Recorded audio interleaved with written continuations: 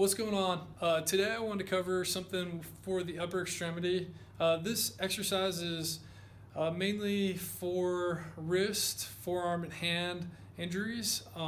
It can also stimulate the shoulder in good ways, but this impacts like CrossFit and weightlifting and gymnastics world a little bit more than a lot of others would. But whenever you're putting weight over your head in such a complex motion, it's really imperative that your shoulder, elbow, wrist, and hand are all stable. So this is a really good exercise to kind of get the ball rolling with that. So with this exercise, focusing on the wrist, just kind of wanted to point out a few things here.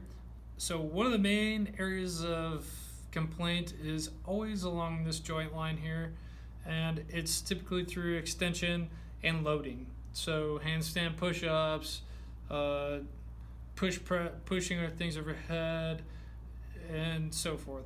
And then whenever we're talking about snatch, a lot of times people get numbness and tingling through their hand here, and the pain in here from loading the bar on their hand like so.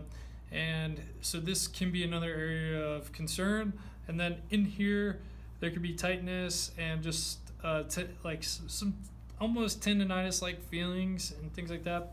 So when we look at the arm as a whole, the wrist, all of these muscles cross the wrist. So they're all for extending the wrist and fingers and flexing the wrist and fingers.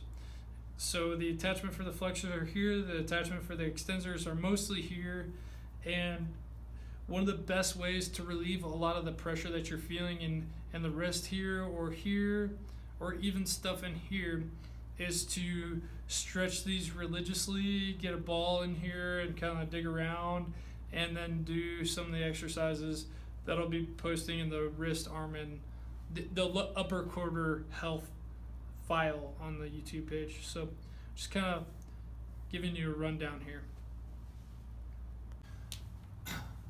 Okay, so this exercise is fairly simple compared to a lot of the lifts you do, like the snatch and things like that, but it's a really good one for creating a change in the direction of muscle pull. So whenever something is open chain, the direction of muscle pull is toward the support. So your body is the support when you have something here, and so it starts to pull everything this way. Now we're going to close chain, and so here the direction of muscle pull is toward the support, which is the ground in your hand, and so the direction of muscle pull is going to change from this way to this way, and so that's very important for this. And so the position is called quadruped because you're on all fours, and so the knee is right below the hip, and the hand is right below the shoulder. And here, instead of putting weight immediately down on the heel of your hand, you want equal weight throughout the hand. So you want to press down through your pointer finger, like right at the base of your knuckle. So right under your knuckle, you want to be pressing straight down and evenly throughout the entire hand. And then we're moving to the fingers. So instead of trying to support yourself with a closed hand, you want your hand as wide as possible. So you're going to spread the fingers, and then don't forget to press down equally through the entire hand. And this is a really good position, and this alone should get your forearm to kind of fire up a little bit and you should start feeling a little bit of a burn, just putting weight here. And then to amplify a little bit more and get the shoulders involved and shoulder stability, instead of being here sagging down or like having a scapular winging like this, you want to be pressing down the ground down and away, and then elbows should not be like this. The crease of your elbow should almost be facing forward, not completely forward, but you should roll your elbow in, and when you do that, you want to put pressure on the outside of your hand. So recheck your hand once you roll your elbow forward to be putting pressure down evenly.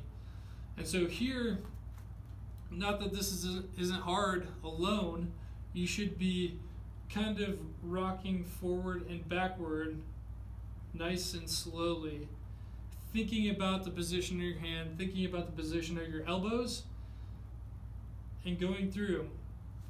And if you're doing this properly, your entire forearm and the backside of your forearm should be feeling pretty good, or you should be feeling like a burn almost. And so the repetitions you're going to do is just, you're going to get set and do 10 nice rocks. So you'll count that's 1, you'll count that's 2, and so you go all the way up to 10, and then you walk around or get up and move around or just kind of sit back on your heels, and you'll go back into another 10. And that's a really good warm-up. It's a really good self-treatment for some of that joint line jamming. So that's a super simple introduction to wrist, hand, and like elbow, arm health. I do that pretty much every single morning because my arms and hands are like the product. So it's important to me to feel good when I'm working on people. It directly impacts my product, I guess. And so just starting small, kind of start taking care of your hand and wrist before it turns into a problem is a good idea, especially when you're putting so much weight over your head. So if you guys have any questions or anything like that, or concerns about wrist and hands, I guess, feel free to reach out.